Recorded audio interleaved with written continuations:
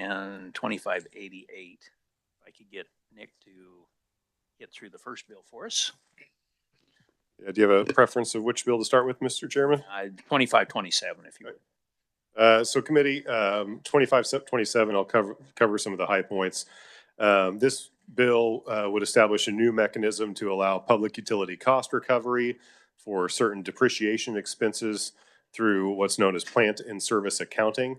It would authorize a new economic development electric rate for certain large customers of public utilities, authorize electric public utilities to recover certain construction work in progress costs through a rate adjustment mechanism, and then amend certain procedures and requirements relating to KCC determinations for rate making principles and treatment. And just real fast, section 1 is the authorization to allow a public utility to defer depreciation expenses.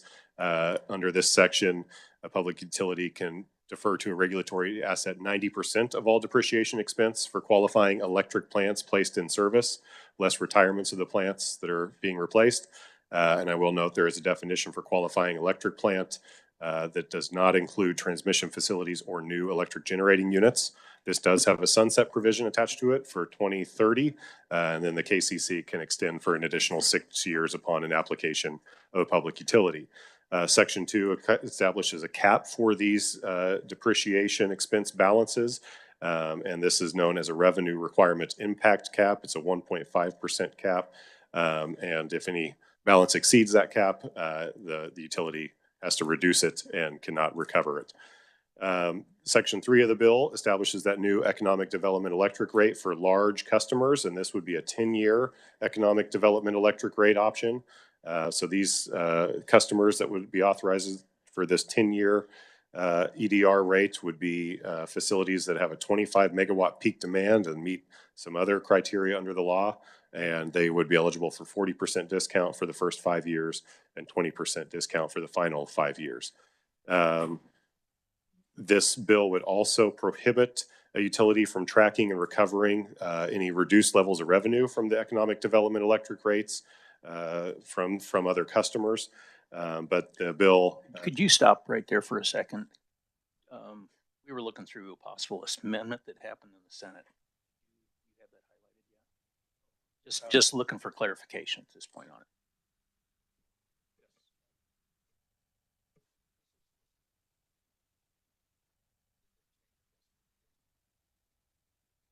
Okay. And you can either do it now or when you're done explaining. So here I do have a sheet for you all and members of the public that denotes that difference from the amendment, so you can clearly see the amendment language. So yes, this is the point where the Senate added an amendment. So the House added the provision through a House amendment that no reductions in revenue from economic development electric rates can be imputed into the electric public utilities revenue requirement for recovery and rates. The Senate essentially maintained that, but going forward. So what the Senate's amendment does is that it authorizes an electric public utility that was tracking those reductions in revenue pursuant to current law to go ahead and recover what they were tracking prior to July 1, 2024. But then anything after July 1, 2024, no more tracking is done, and those reductions cannot be imputed into rates thereafter. So that is the difference between those two positions on this bill. Talking. Was not there, or what was that date? So under the House side, there wasn't necessarily a date. What the House and the bill did was state that once a utility goes to a general rate proceeding on or after July 1, 2024, those reductions in the EDR revenues can't be recovered. Again, the Senate amendment states that those reductions in revenues can be recovered for any reductions that the utility was tracking prior to the effective date of this bill, but then on and after. Okay, thank you. So just to restate, I think what you said, which is the House version didn't have a a set date. It was the next rate case, and now it is a set date, which is July 1 of 24. Is that fair? Yes, it cuts it off specifically at July 1, 2024, for recovering reductions in revenues. And I will note that the Senate's amendment says that recovery has to be done through an equal percentage adjustment to the revenue requirement for all customer classes if they're going to recover the things they were tracking or currently tracking right now. Which I assume is similar to the prior language that's happening today in terms of the recovery mechanism. Yeah, I'm not exactly sure what the KCC's decided as to how to apply the recovery, but this sets it as an equal percentage adjustment. Thank you. Thank you, Mr. Chair. Go ahead, Nick, if we kind of interrupted you there. So thank you. That gets us to the difference between the Senate and House positions on this bill. I will note with this economic development electric rate, this new large option, again, it would sunset on 2030 unless the KCC extends for an additional 6 years to 2036. Lastly, in section 4, this section amends 661239, and you have another bill that's amending that same statute as well, and we can discuss that if necessary. So this, in section 4 of this bill, it amends that statute to authorize electric public utilities to implement a rate adjustment mechanism to recover the amounts of construction work in progress costs for new gas-fired generation facilities.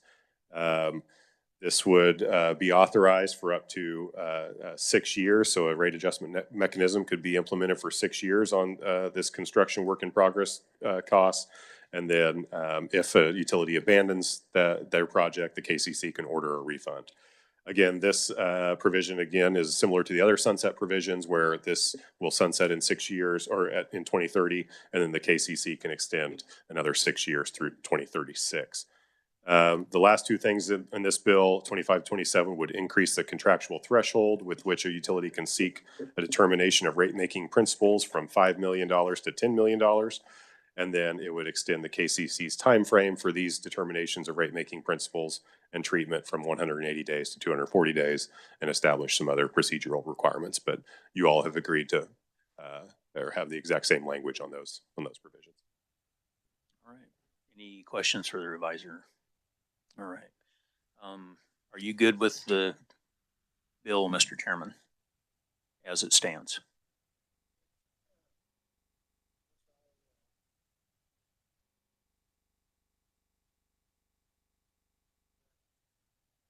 Is that okay?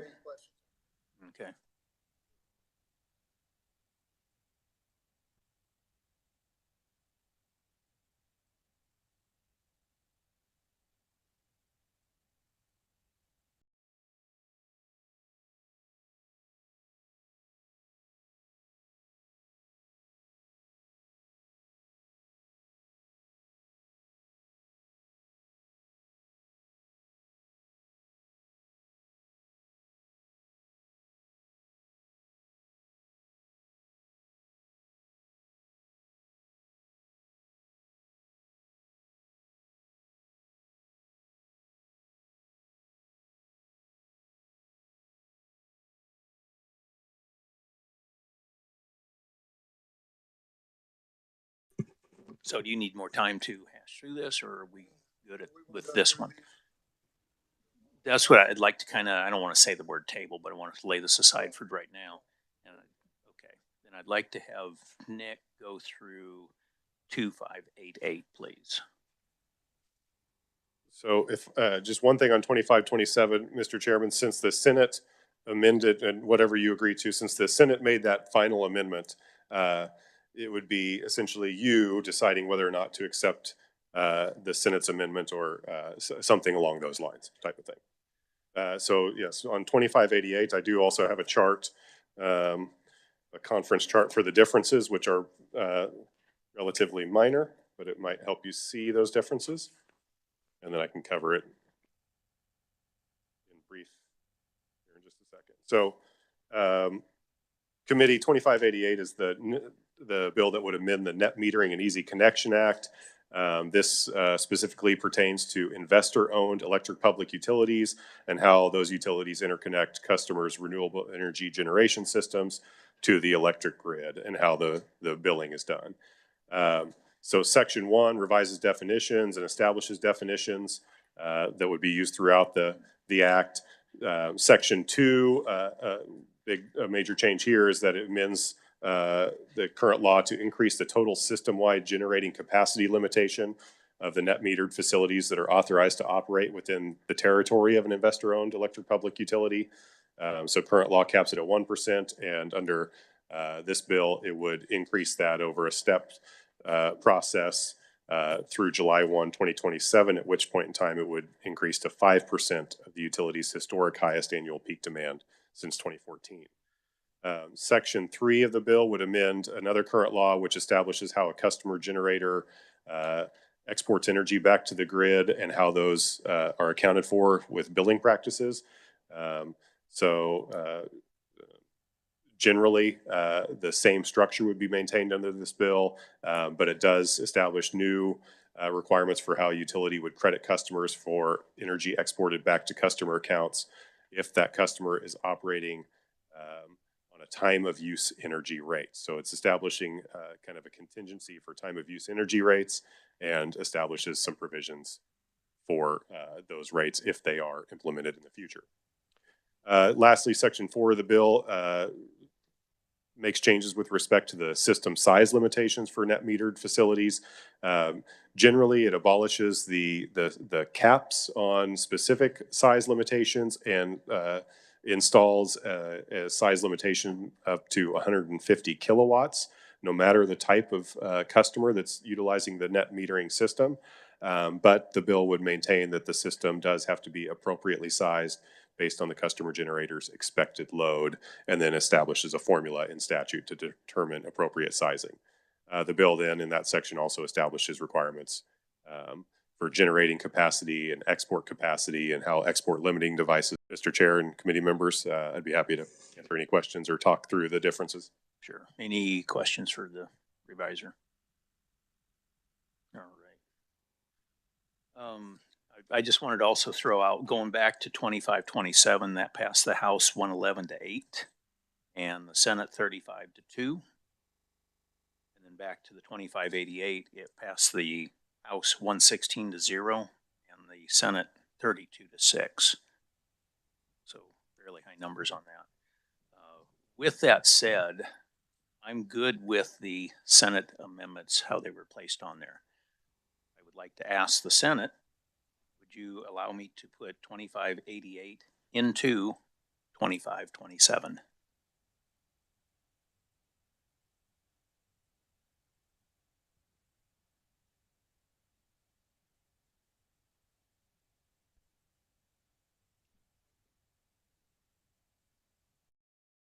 Yes, Mr. Chairman, we're okay. So Nick, we can make that happen. And then there's another bill sitting out here that we heard, which was Senate Bill 455. Nick, go through that one for us, please.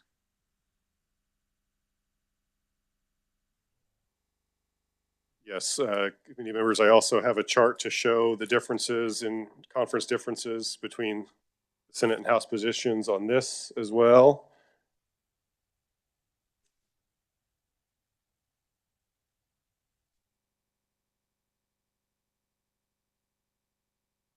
So just to begin, committee, Senate Bill 455 amends 66-1239. This is the same statute that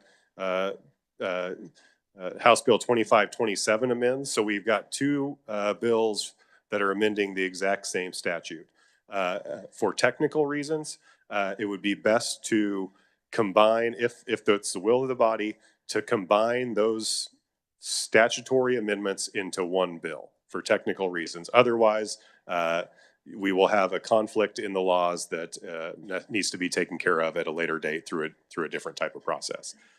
So again, Senate Bill 455 amends KSA 66-1239, and this is the determination of rate-making principles and treatment statute.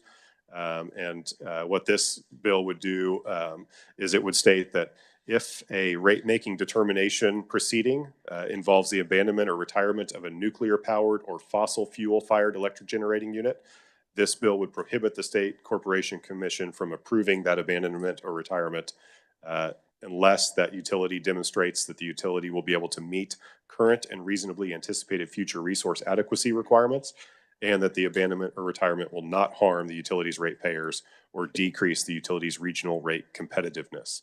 And the utility would have to provide evidence of all those known direct and indirect costs and demonstrate those cost savings or avoided or mitigated costs.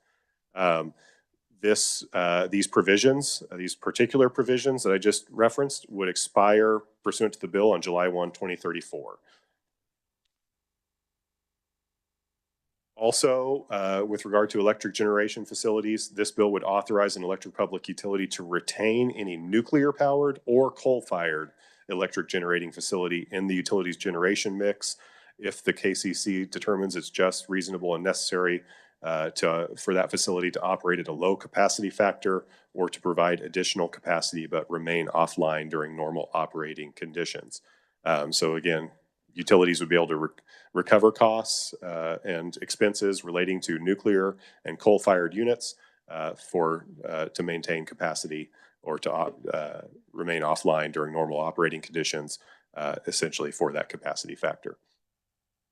The last two things in this bill is there is a requirement that the KCC provide a report to the legislature, an annual report based on the preceding year that provides a summary of the number of utility requests to retire electric generating units, the capacity of those units, and whether the commission approved or denied the request, the impact of the retirements on the utility and the state's generation fuel mix and capacity reserve margins, and if there's any need for additional capacity additions or arrangements by the utility, and then whether the retirement resulted in stranded costs that will be recovered through ratepayers. And lastly, this bill also includes an extension of the KCC's determination proceedings from 180 days to 240 days. This is the exact same thing that's in 2527, and both you and the Senate, the House and the Senate, have essentially agreed to this language. All right. Any questions for Nick?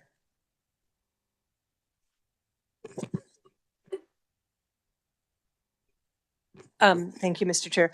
Just so that I'm sure I understand the dates on the report, I'm looking on 455, page 6, lines 7 and 8. So the report is submitted to the legislature by December 1st, and it's based on the preceding calendar year. So that would be the information garnered from January through December 31st of the preceding year.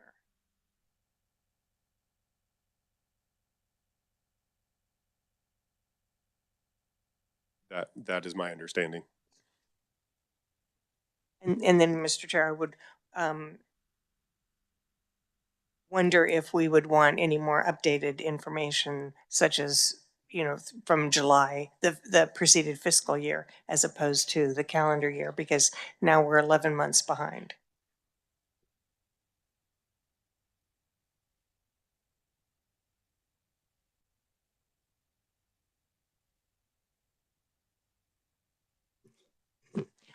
I like the idea of the report being submitted to the legislature, and I apologize, I did not check with the Kansas Corporation Commission about those dates. But this would mean, if you talk about the preceding calendar year, I think you're saying you're getting a report in 2024 that, yeah, 11 months later, and I was wondering if we might want, before we finalize this, to make sure that the Corporation Commission wouldn't be concerned having one that's the previous fiscal year, just so that it's 5 months out of date instead of 11.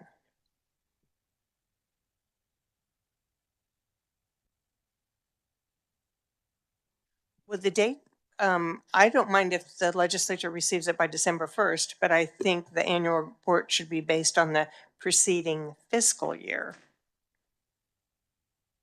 And we can ask the revisor if that would refer to those months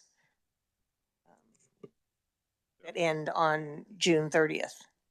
Yeah, that would be for the preceding July through July. Otherwise, I think we're just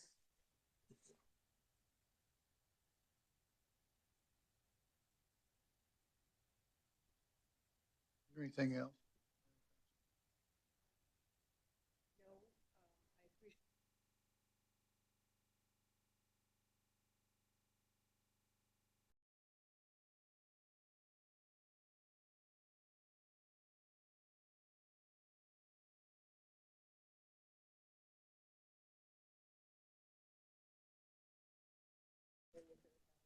Right. We put that in just to make sure if somebody wanted to shut it down in the future, we want KCC in on it and a little more teeth into it. So I consider that a friendly amendment when it came out.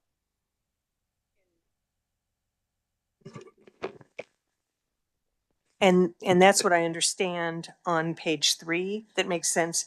It was also added on page 5, which talks about more the idea that you could operate it at a low efficiency. And I think that's less likely to happen. But it does make it consistent. And we might, if we get low capacity nuclear power, see a difference. Chairman. Senator Peterson, you got anything in this? Okay. Senator Francisco, you good? Good, but just apologizing that we didn't check amendments, and I don't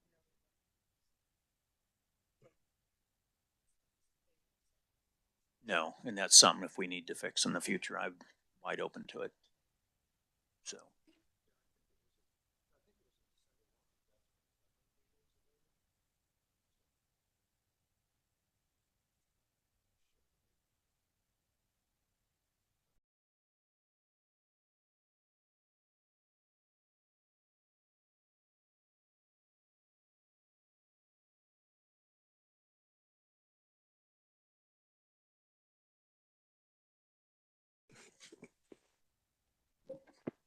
I think taking a day to check that would make sense. I'm looking at what we're asking in the report, and it's not really information about the kind of power that was produced. It's rather the number of requests to retire generating units, the impact of a retirement, the generation capacity by fuel type. So those data may be available, that they could tell us. Yes. You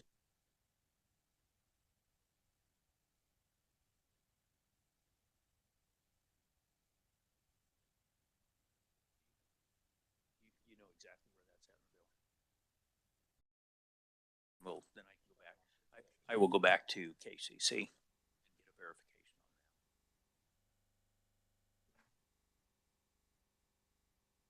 that. 5.5. Oh, we started out with 27. Oh, yeah, as far as the votes on it, sure. For 4.55, it was 107 to 16 in the House. And it was 29 to 8 on your side.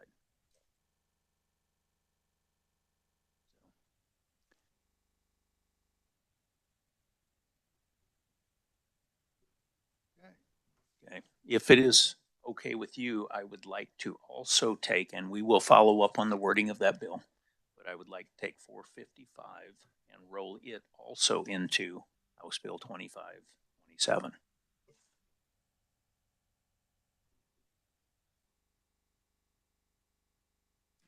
We're go on that, Mr. Chairman. Nick, that's a go then. All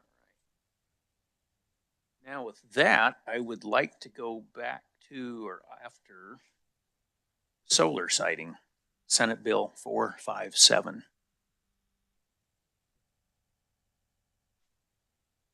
I can get Nick to talk about it a little bit.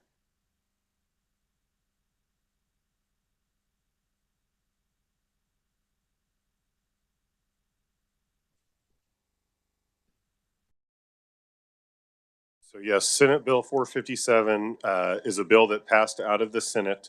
And I believe the House had a similar bill that was in the committee I don't believe there was a hearing on that bill. So Senate Bill 457 passed out of the Senate, so it is a conferenceable bill.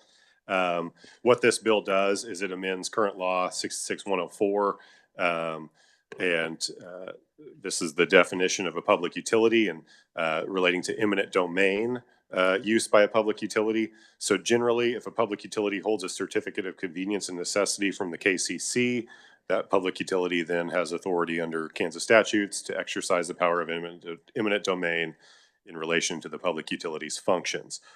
So currently in 66104G, this statute expressly prohibits any public utility from exercising the power of eminent domain for the siting or placement of wind turbines, wind generation assets. This Senate Bill 457 would add another provision to expressly prohibit any public utility from exercising the power of eminent domain for the siting or placement of solar facilities.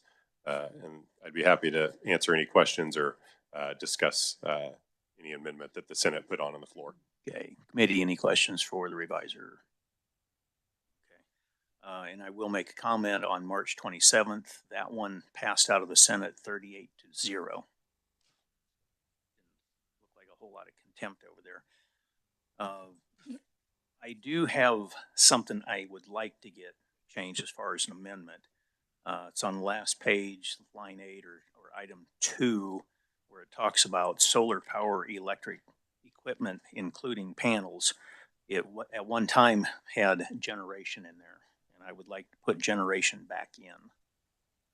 Now, the reason I would like to do that, when I read through this, and I could read through the paragraph there with it if you want, but it talks about the eminent domain public utility does not include any activity for the siting or placement of, it talked about the wind power, but then it talked of solar powered electric equipment. To me, that would talk about street lights, traffic lights, desalination pumps, solar vehicles, etc. So it still allows you to use eminent domain for generating equipment. So I think generation needs to go back in. Comments? Mr. Chairman, we debated that quite a while. I don't know if somebody's shaking their head yes over here, so. Trying to be calm. Go with the Senate position. Okay.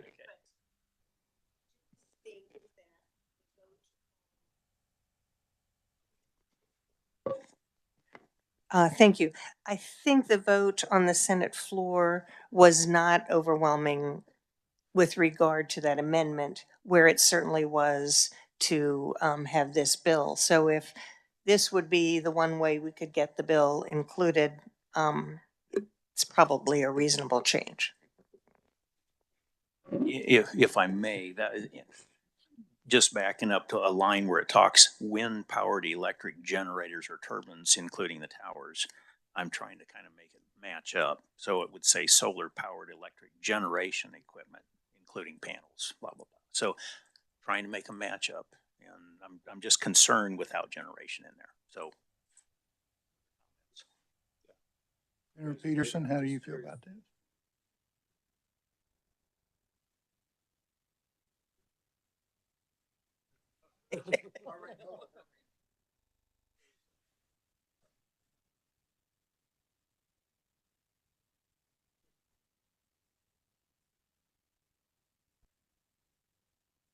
You don't see a problem with it being out or in? Being in, yeah, I think it needs to be in there itself, so.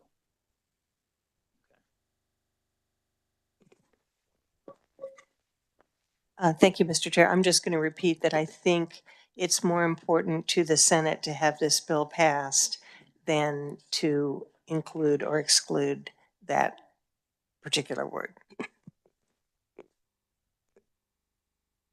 Mr. Chairman, I'm in favor of that too, from the idea the vote was 38-0 because of the way you guys feel on the House side. So as far as I'm concerned, that'd be a go.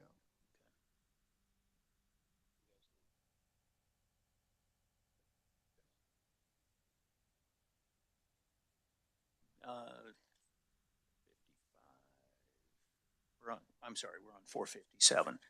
That's the next step. So if we're good with that change, then we'll move on to the next step. 457, I would like to put 457 into Senate Bill 455.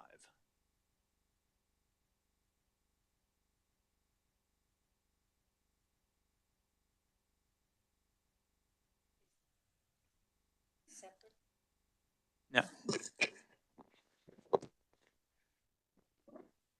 So 455 going into 25, 27, and 2588?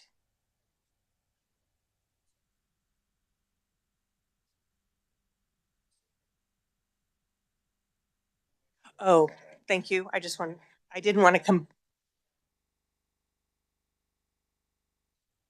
I'm following. I didn't want to combine it with that other bill. on this one, 457, you guys ran it. It passed fine over there on the Senate side, but it was too late to get it over to us.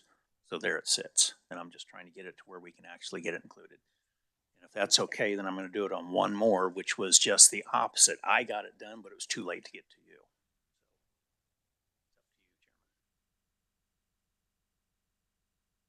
We have an explanation on that because we haven't seen that bill at all, so. Talking about 2806. No. We're talking Oh. about 457. Yeah. Oh, 457. Yeah. Just is it okay to roll it into 455? We're okay with that, yes. Okay. Yes. So the final one then is 2806, which I would call a right-of-way bill. And before Nick jumps in there, it passed the House with 106 to 14. And Nick, could I get you to explain that one? Yeah, certainly, Mr. Chairman. So again, this is a bill that's not in conference, but it is a conferenceable bill because it did pass the House chamber, as the chair said. Senate members, you guys have not seen this bill. I believe it's probably sitting in the committee right now and not going to be acted upon. So House Bill 2806, this would establish a new law to establish rights and limitations relating to the use of the public right-of-way within counties. And this would pertain to telecommunication providers, broadband providers, and video service providers. It would grant these telecommunication, broadband, and video service providers the right to use and construct in and maintain and operate facilities within the county public right-of-way, as long as that use doesn't hinder public operations. The bill would prohibit a county from establishing any discriminatory or unreasonable condition or barrier to prohibit the access to the public right-of-way. And then if a county does impose any access or permit requirements for the use of the public right-of-way, those requirements must be implemented in a non-discriminatory and competitively neutral manner. This bill would also limit the fees that a county may assess against a provider for the use of the public right-of-way, and would require those fees that are charged by a county to be based on the county's reasonable, actual, and verifiable costs of managing the public right-of-way. So the following fees would be authorized: a construction permit fee to set fixtures in the public right-of-way, an excavation permit fee for each pavement cut that is made, and this would be, again, pertaining to the direct and reasonable costs associated with the construction and repair activities of the provider for those pavement cuts. An inspection fee would be authorized to recover costs associated with county inspections of the work performed. And then if a provider does cause damages while they're working in the public right-of-way, the bill would authorize a county to assess costs against the provider for those damages. And then the bill would also authorize a county to require a provider to furnish a performance bond to ensure against the appropriate and timely performance of construction and maintenance activities. This bill would prohibit counties from assessing any other fees or costs upon any provider for the use of the public right-of-way that's not specifically listed in the bill. And then upon request by a provider, a county would be required to provide an accounting of the costs incurred by the county that are the basis for any such fee charged by the county. Additionally, this bill would require that counties are to allow any video service provider to offset any fees or charges that are imposed by the county pursuant to this section against any payment of a video service provider fee that's imposed pursuant to KSA 12/2024 under the Video Service Authorization Act. And then the last provision that I'll note in this bill is that it would prohibit a provider from entering into a contract with a county to provide a product or service that the provider's business is not in the business of actually selling or providing. Many of these changes are based on current right-of-way law and statute that pertains to cities. Again, this is pertaining to counties and public right-of-way use and access. And then this bill, if it would be enacted, its effective date is July 1, 2024. I'd be happy to answer any questions. Okay, any questions for the reviser? Okay, I would like to also throw out on this bill, we did have substantial negotiations and agreements from AT&T, from Cox Communications, from Idea Tech. And I think the only real, we had an amendment to correct a spelling on something. Yeah, insuring versus insuring. Yeah. Seemed like there was another one, but like I said, it went through 6 to 14. So with that, I would like to move 2806 into the now empty 2588 shell.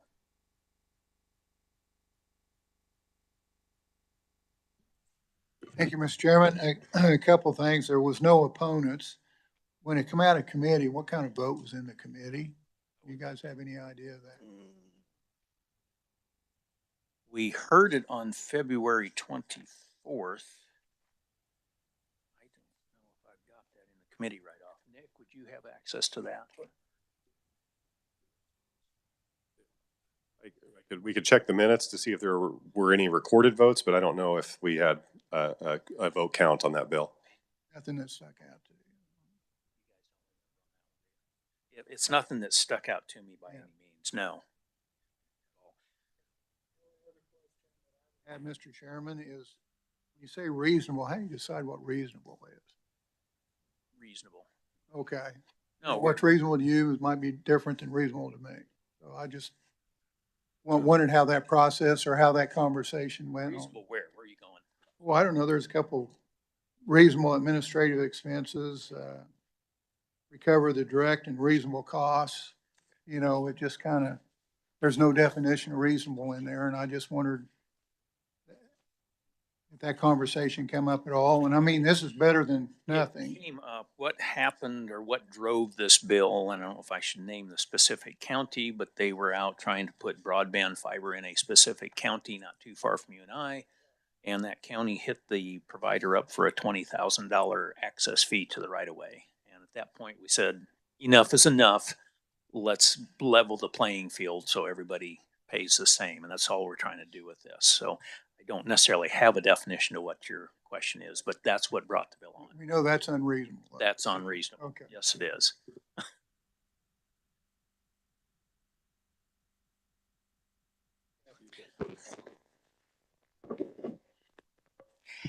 Thank you, Mr. Chair. I think one thing the conference committee might want to think about is if we would substitute direct and documented costs associated with construction and repair, because most of those costs could be documented. The other thing is I did see in the supplemental note that the Kansas Association of Counties provided neutral testimony. So I would like to review that testimony. I have no objections to putting this into the other bill, but if we're going to get back on the other one, then I would have 24 hours to ask, or 12 hours to ask my county if they have any concerns, and I would feel better about,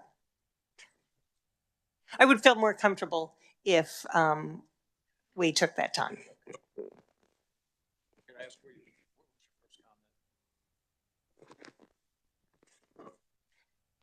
I'm referring to the question that Senator Fagg had. And so I'm looking on page 2, line 34.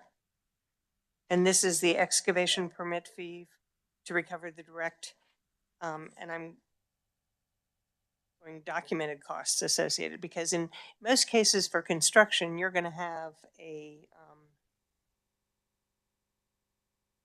contract. But,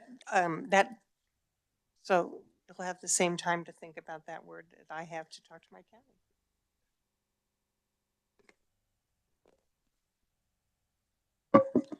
So it sounds like it's okay to move it, and then we'll get back tomorrow and go through the wording there specifically.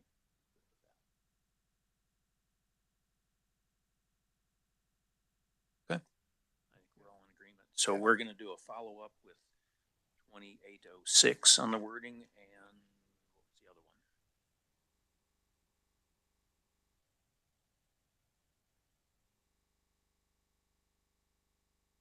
one? On which one was it? Okay, okay. Yep. Gotcha. Okay. I don't know. Are you guys meeting the same time as we on the floor? We're kind of Dr. Peppering. It's 10, 2, and 4, so. Are you good? What you want tomorrow morning? You want tomorrow afternoon? Whatever works for you. Can 1 o'clock work? 1 o'clock would work. I got a 9, 10, and 11, so Okay. I'm good. Are you guys good? you okay, Mike? 1 o'clock. So far. Subject to change. Okay, Okay. thank you. So we will reconvene at 1 p.m. tomorrow. Okay. Thank you, Nick, and the rest of the staff. I appreciate it.